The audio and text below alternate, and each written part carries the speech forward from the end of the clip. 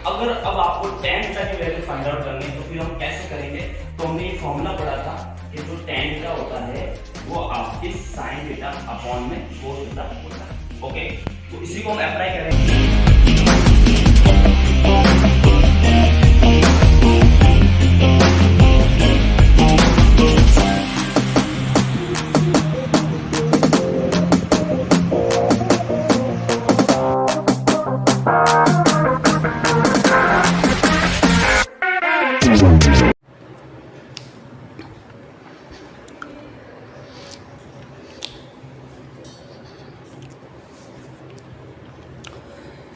नमस्कार मित्रों, अभी मैथ्स पर आपका हार्दिक स्वागत है और आई होप आप अच्छे होंगे और तंदुरुस्त होंगे। बहुत दिनों बाद वीडियो आ रही, लगभग 5 या 6 दिन हो गए हमारे वीडियो नहीं आ पाया क्योंकि मेरा एक्सीडेंट हो गया था और मेरे पाँव के थोड़ी लग गई थी और आज भी थोड़ी जीभ है ना, उसके कट लग गए थे जब मैं गिरा था, तो थोड़े थोड़े कट आ रखे हैं, इसलिए ढंग से बोला भी नहीं जाएगा। लेकिन बहुत दिन हो गए वीडियो नहीं आया, इसलिए मैंने सोचा क्योंकि छोटा सा वीडियो हमारे बन जाना चाहिए। ठीक है, तो आज हम स्टार्ट करने वाले हैं आपके चैप्टर 2 रिलेशन एंड फंक्शन के बारे में, जो क्लास 11 का सेकंड चैप्टर है। ओके, बड़ा ही इजी चैप्टर है, कुछ इसमें इतना खास है नहीं और बहुत इंपॉर्टेंट है क्योंकि फंक्शन तो बहुत ही ज़्यादा इंपॉर्टेंट है आपके लिए। 12th क्लास में फर्स्ट चैप्टर आपका यही होगा। ठीक है, उसमें हम types of relation and types of functions के बारे में बात करेंगे, लेकिन 11 में बस आपका इसको इंट्रोडक्शन लेना है, इसमें रिलेशन है क्या और फंक्शन है क्या। ओके, तो अगर हम बात करें रिलेशन की तो हिंदी में इसका मतलब होता है संबंध, है ना। क्या होता है हिंदी में इसका मतलब होता है संबंध। तो आपको ये भली बात ही पता होगा कि जैसे हमारे संबंध होते हैं ना, जैसे आपका अपने पिताजी के साथ संबंध होता है ना, भाई बहन का एक रिश्ता, संबंध मतलब रिश्ता, वही रिलेशन होता है। तो वैसे वहाँ मैथ्स में बहुत सारे रिलेशन होता है, जैसे मैंने बोला 2 = 5, तो दोनों के बीच में क्या हो गया, एक रिलेशन हो गया। ओके, मैंने कहा x = y, तो इक्वल टू क्या हो गया, इन दोनों के बीच में रिलेशन हो गया। मैंने कहा m parallel to l, m है वो l लाइन के क्या है पैरेलल, ये भी रिलेशन हो गया। m परपेंडिकुलर टू n, तो ये भी क्या हो गया, m और n बीच में रिलेशन हो गया। तो मैथमेटिक्स में भी आपके बहुत सारे क्या होते हैं, रिलेशन होते हैं। ओके, तो अब रिलेशन को पढ़ेंगे हम, उससे पहले हमें क्या पढ़ना पड़ेगा, आपका सबसे पहला जो इसमें टॉपिक है वो है आपका कार्टेशियन प्रोडक्ट ऑफ सेट। क्या है, कार्टेशियन प्रोडक्ट ऑफ सेट। ठीक है, कार्टेशियन प्रोडक्ट ऑफ सेट क्या होता है कि अगर आपके पास दो कोई भी नॉन एम्प्टी सेट है, ओके, जैसे ए आपके पास कोई सेट है, लेट 1 2 and 3, बी आपके पास कोई सेट है, लेट ए बी एंड सी। ठीक है, तो ए बी आपके पास दो भी नॉन एम्प्टी सेट है ना। अगर आपको सेट के बारे में पता नहीं है तो मैं प्लेलिस्ट में जाकर चैप्टर नंबर 1 के बारे में देख ले, उसके बारे में जान ले क्या है। ओके, तो अगर हम बात करेंगे ए और बी, तो इनके बीच हम देखेंगे टोटल कितने पॉसिबल रिलेशन हो सकते हैं ना। तो टोटल कितने पॉसिबल रिलेशन होंगे वो हम कैसे फाइंड आउट कर सकते हैं, कार्टेशियन प्रोडक्ट से फाइंड आउट कर सकते हैं। क्या होंगे समझे और देखें। ये अगर आपके पास सेट ए है 1 2 and 3, ये अगर आपके पास सेट बी है A B and C. Okay, तो हम क्या करेंगे, देखो इस ए का क्या हो सकता है, इस 1 का ए के साथ रिलेशन हो सकता है, इस 1 का बी के साथ हो सकता है, इस 1 का सी के साथ, है ना। ऐसा समझ लो, इसी में बात करेंगे कि अगर आपके पास 2 कैप है, ठीक है, और 2 ही आपके पास मार्कर है, तो देखो अगर हम ब्लू कैप की बात करेंगे तो इसका ब्लैक मार्कर के साथ रिलेशन हो सकता है और इसी का ब्लू मार्कर के साथ रिलेशन हो सकता है। वैसे अगर हम ब्लैक की बात करेंगे, इसका ब्लैक के साथ भी हो सकता है और ब्लू के साथ, है ना। तो ये सारे क्या आपके पॉसिबल रिलेशन है, ये क्या सारे आपके पॉसिबल रिलेशन है। तो वैसे हम बात करेंगे कि 1 का रिलेशन ए बी सी तीनों के साथ हो सकता है। तो जो इन दोनों का कार्टेशियन प्रोडक्ट है यानी ए क्रॉस बी, कार्टेशियन प्रोडक्ट का मतलब ए क्रॉस बी, ये क्या हो जाएगा आपका 1 and a। ठीक है, 1 का ए के साथ हो सकता है, सिमिलर 1 का बी के साथ और 1 का सी के साथ। वैसे 2 का भी हो सकता है ए के साथ, बी के साथ और सी के साथ। ओके, तो ये हो सकता है भाई 2 का ए के साथ भी हो सकता है, 2 का बी के साथ भी हो सकता है और 2 का सी के साथ। वैसे 3 का भी हो सकता है ए बी और सी के साथ, ए के साथ हो सकता है, बी के साथ और 3। तो ये हो सकता है आपका 3a 3b एंड 3c।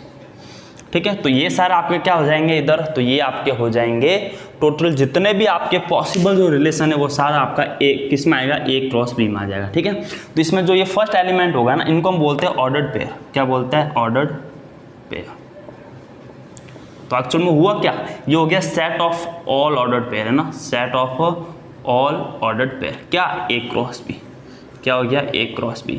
तो A क्रॉस B एक्चुअल में है क्या, तो ये है set of all ordered pair, जितने भी ऑर्डर्ड पेयर है उनका क्या हो गया, एक सेट हो गया ना।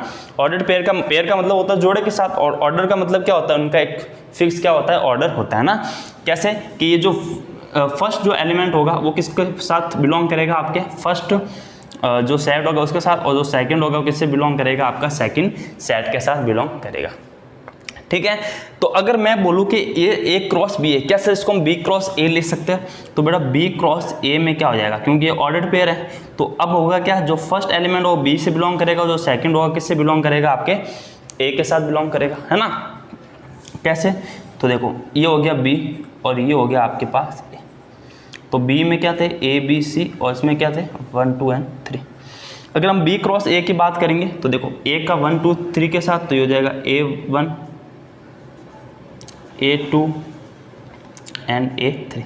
B का देखेंगे तो ये हो जाएगा B2 B1 B2 and B3। C का देखेंगे तो C1 C2 एंड C3। ठीक है, तो ये आपका क्या हो गया, set of all ordered pair आपको आ गए।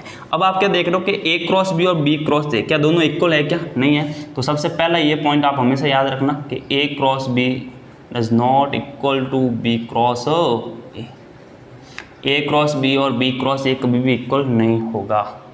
ओके, कभी इक्वल नहीं होगा, ये बात आपको समझ में आ गई होगी। और ये क्या है, आपका कार्टेशियन प्रोडक्ट ऑफ सेट है। ओके, अब इसके कुछ इंपॉर्टेंट पॉइंट्स देख लेते हैं। ठीक है, तो एक्चुअली ये है क्या, set of all ordered pair, यानी कुल पॉसिबल रिलेशन भी बोल सकते हैं ना, टोटल पॉसिबल रिलेशन है ये क्या है, आपके टोटल पॉसिबल रिलेशन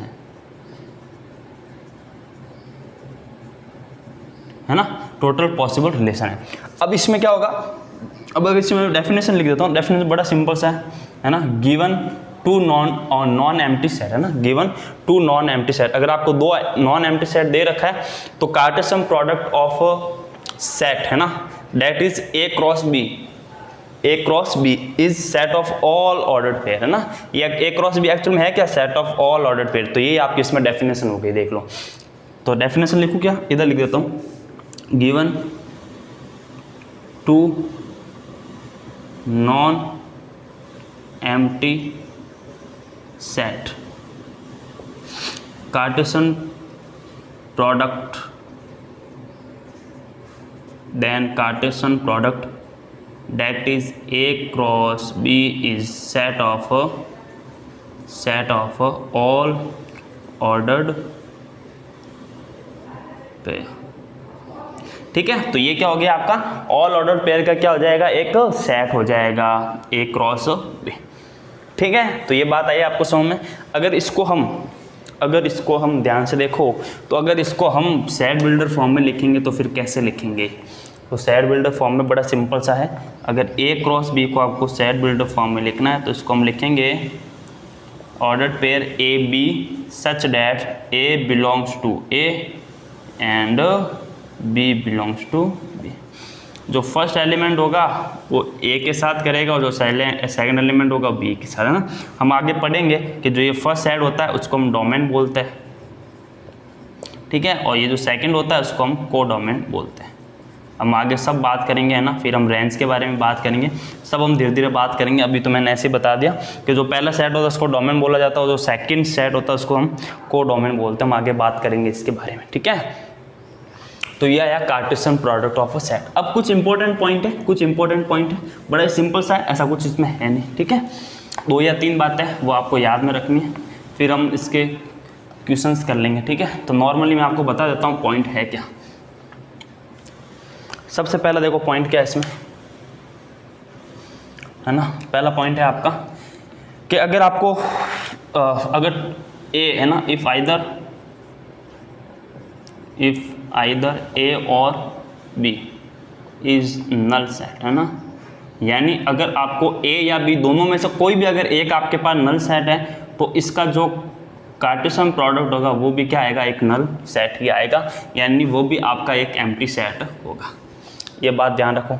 सेकंड क्या है ना, अगर दो ऑर्डर पेयर इक्वल है ना, अगर दो ऑर्डर पेयर इक्वल है वो तभी इक्वल होंगे जब इसके क्रॉसपॉन्डिंग फर्स्ट एलिमेंट होगा फर्स्ट के इक्वल होगा और जो सेकंड एलिमेंट होगा वो सेकंड के इक्वल होगा ना। अगर ये 1 2 ऐसा कुछ इक्वल है तो हम बोलेंगे कि x की वैल्यू कितनी हो जाएगी 1 और y की वैल्यू कितनी हो जाएगी 2। ये क्या हो गया आपका इक्वल ऑर्डर पेयर हो गया, ठीक है। थर्ड अगर हम बात करेंगे तो देखो थर्ड में हम क्या बोलेंगे, है ना, अगर आपको टोटल A क्रॉस B में एलिमेंट्स फाइंड आउट करने हैं ना, जैसे मैंने बोला if number of element of set A is equal to NA, है ना। और अगर वही मैं सेट B की बात करूं, NB, ठीक है, तो number of element of A cross B कितना हो जाएगा, तो इसका A क्रॉस B में कितने हो जाएंगे ना, अगर आपको number of element A cross B की वैल्यू फाइंड आउट करनी है तो ये हो जाएगा NA इंटू NB। यानी कि अगर आपको कार्टेशियन प्रोडक्ट में देखना है वो कितने एलिमेंट है टोटल, तो आपको क्या करना है, सेट A के एलिमेंट और सेट B के एलिमेंट को मल्टीप्लाई कर दो। जैसे हमने पहले में बात की थी, है ना, अगर हमने बात करो तो सेट A की हमने बात क्या की थी, ये 1 2 और 3 थे। B की हमने क्या बात की थी, A B एंड C। तो हमने देखा था कि A क्रॉस B कितना है, A क्रॉस B कितना है बेटा, याद करो A क्रॉस B कितना आया था आपके पास, जो भी आए थे वो टोटल आपके पास कितने थे, 9 थे। कितने थे, 9।